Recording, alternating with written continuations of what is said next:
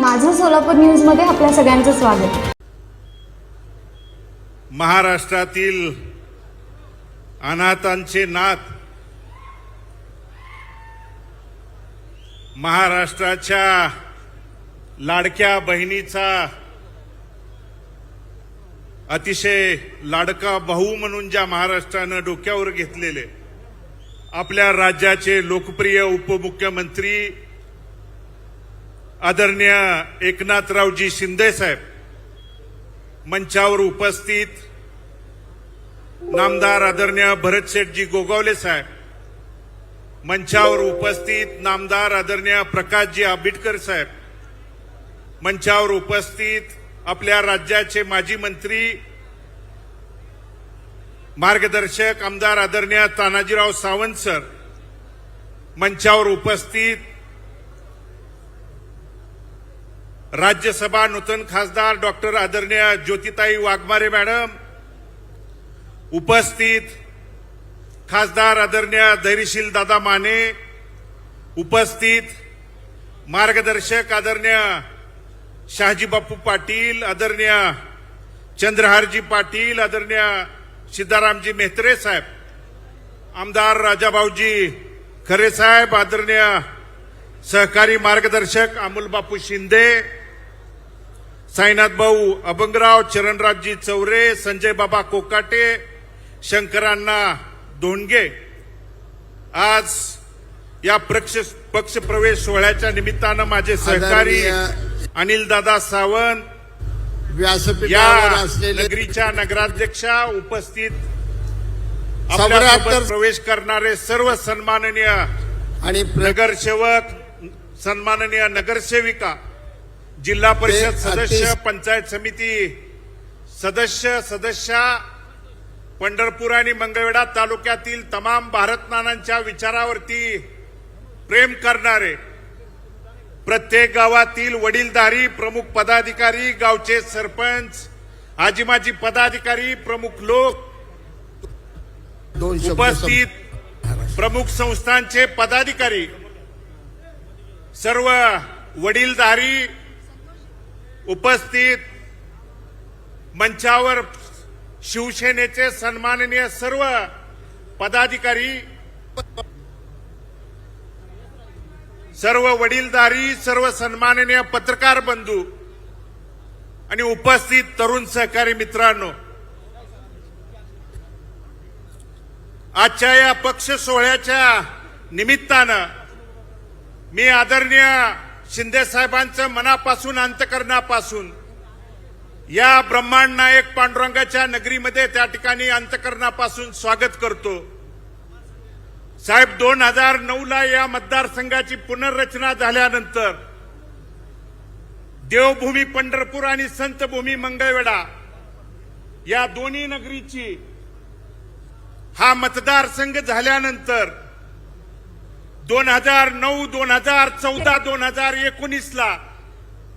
तिन्ही वेळेला माझ्या वडिलांनी, भारत नानांनी या मतदारसंघाचं प्रतिनिधित्व केलं। या भागातल्या शेतकऱ्यांच्या, सर्वसामान्यांच्या, बहुजन समाजाच्या अडचणी, प्रश्न, समस्या त्या पवित्र विधान भवनामध्ये भांडण्याच्या त्या ठिकाणी भूमिका बजावली। परंतु 2020ला कोरोनाच्या त्या कठीण काळात त्या प्रसंगी दुःखद निधन झाल्यानंतर, त्या अडचणीच्या संकटाच्या प्रसंगी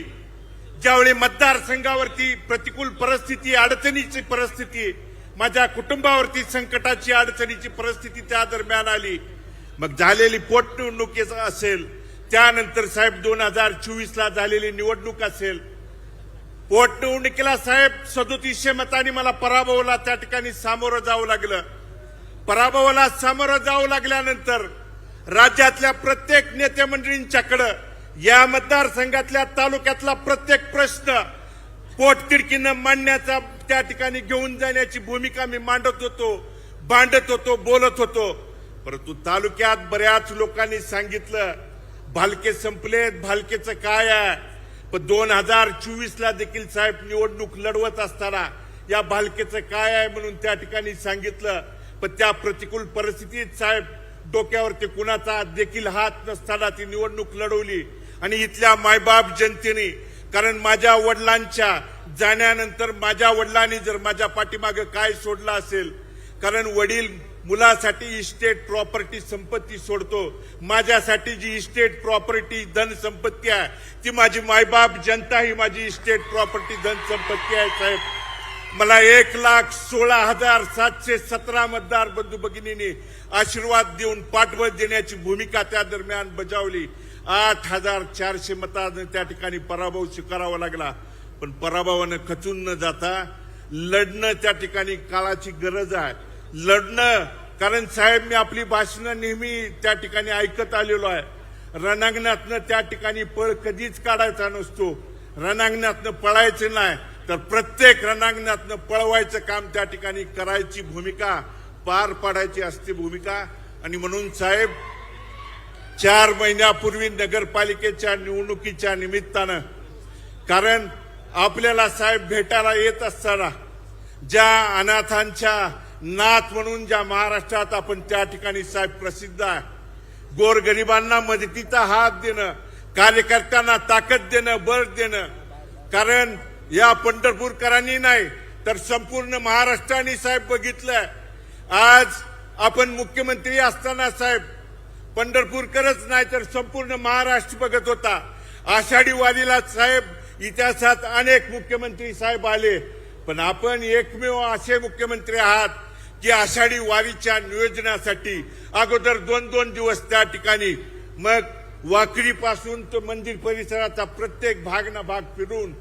मग पाण्याची परिस्थिती त्या ठिकाणी वारकऱ्यांना आहे का, पिण्याच्या पाण्याची सोय आहे का, त्याला सावली आहे का, त्याला कुठली गैरसोय आहे का, मुतारीची सोय आहे का, ही प्रत्येक गोष्ट बघणारा मुख्यमंत्री पंढरपूरकरांनी आणि महाराष्ट्राने, उभ्या महाराष्ट्राने साहेब पहिल्यांदा पंढरपूरच्या इतिहासामध्ये त्या ठिकाणी बघितला. आणि ती भूमिका पंढरपूरकरांनी त्या ठिकाणी अनुभवली आहे, बघितली आहे. आणि म्हणून 4 महिन्यापूर्वी साहेब निवडणुकीला सामोरं जात असताना ही आपली त्या ठिकाणी परवानगी घेऊन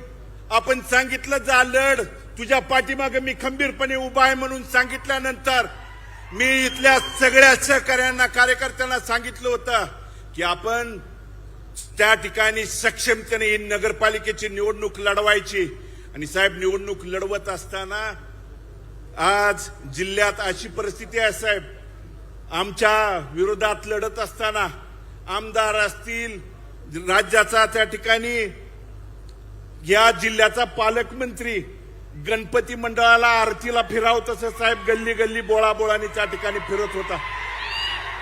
या जिल्ह्यानं प्रत्येक तालुक्यात, प्रत्येक शहरात, प्रत्येक त्या ठिकाणी नगरपालिकेला बघितलंय, येऊन त्या ठिकाणी चौकात त्या ठिकाणी सांगत होता. माझ्या पत्नीला प्रश्न विचारत होता, मला विचारत होता की भालकेजी तुम्ही निवडून आल्यानंतर निधी कुठून आणणार आहे,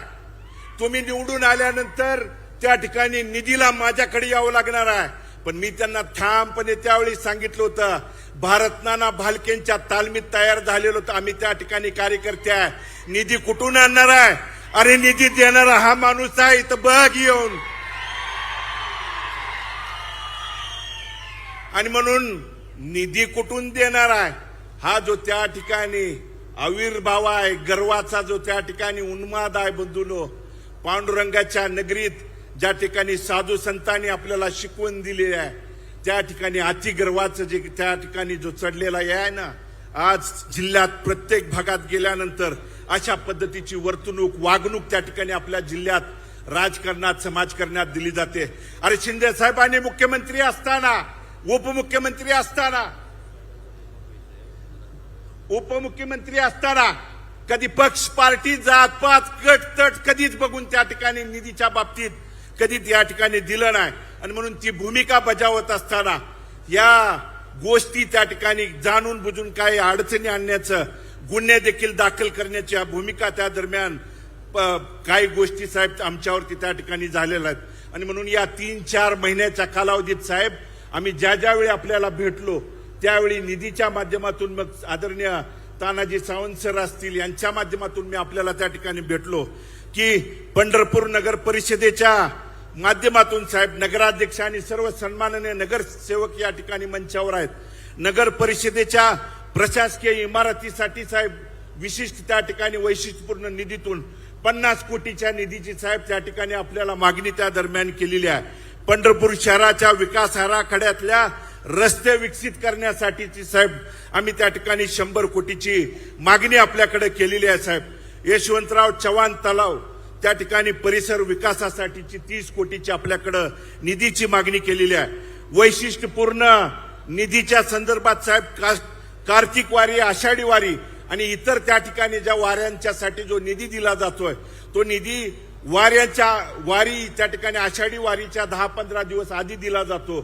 पाऊस काळात त्या ठिकाणी कामं झाल्यानंतर काही कामं त्या ठिकाणी निकृष्ट दर्जाची किंवा पाऊस काळात होत आहेत, त्यामुळे चुकीची त्या ठिकाणी कामं होऊ नये म्हणून जर आत्ता आम्हाला त्या ठिकाणी दिली तर ती चांगल्या पद्धतीची कामं होण्यासाठी साहेब आम्हाला त्या ठिकाणी ताबडतोब आपल्याला निधी त्या ठिकाणी द्यावा. GFRP जे शॉकप्रूफ पोल साहेब आम्ही त्या ठिकाणी आपल्याकडे मागणी केली की जेणेकरून शॉकप्रूफ पोल जे विजेचे त्या ठिकाणी शॉक लागून इथं जवळजवळ 25-30 लाख आषाढी त्या ठिकाणी जी यात्रा आषाढीच्या वेळी भरते त्यावेळी कुणालाही इथल्या वारकरी येणाऱ्या महाराष्ट्रातल्या येणाऱ्या वारकऱ्यांना शॉक लागणं त्या ठिकाणी दुर्घटना होऊ नये म्हणून त्या दरम्यानची त्या निधीची त्या ठिकाणी मागणी केलेली आहे. पंढरपूर शहरामध्ये साहेब त्या ठिकाणी अद्ययावत असं क्रीडा संकुलाचं त्या दरम्यान मागणीचं आपल्याकडे ती मागणी केलेली आहे. आणि दुसरं जे संतांची नगरी म्हणून मंगळवेढ्यामध्ये साहेब जी प्रसिद्ध आहे त्या नगरीमध्ये 24 गावच्या उपसा सिंचन बाबतीतल्या योजना आहे आणि जगज्योती महात्मा बसवेश्वराच्या स्मारकासाठीचा वर्षानुवर्ष साहेब महात्मा बसवेश्वराच्या स्मारकाच्या बाबतीतला निधी ज्या महात्मा बसवेश्वरांनी 13 वर्षाचं वास्तव कर्मभूमी म्हणून मंगळवेढ्याच्या नगरीमधून जगाला त्या ठिकाणी समानतेची त्या ठिकाणी संदेश दिला, त्याचं त्या ठिकाणी कुडल संगमच्या धर्तीवरती आपल्या मंगळवेढ्यामध्ये त्या ठिकाणी स्मारक व्हावं यासाठी साहेब त्या ठिकाणी स्मारकाच्या निधीच्या बाबतीत आणि संत चोखामेळा स्मारकाच्या निधीच्या बाबतीत त्या ठिकाणी निधी मिळावा ही विनंती आपल्या माध्यमातून करतो. आणि सन्माननीय आदरणीय आरोग्यमंत्री साहेबांना देखील एक विनंती या दरम्यान करणार आहे की कॉटेजला 200 बेडचं त्या ठिकाणी आपल्याला त्या ठिकाणी घोषणा झालेली आहे त्या बाबतीत करून जे वाकरी पालखी तळावरती त्या ठिकाणी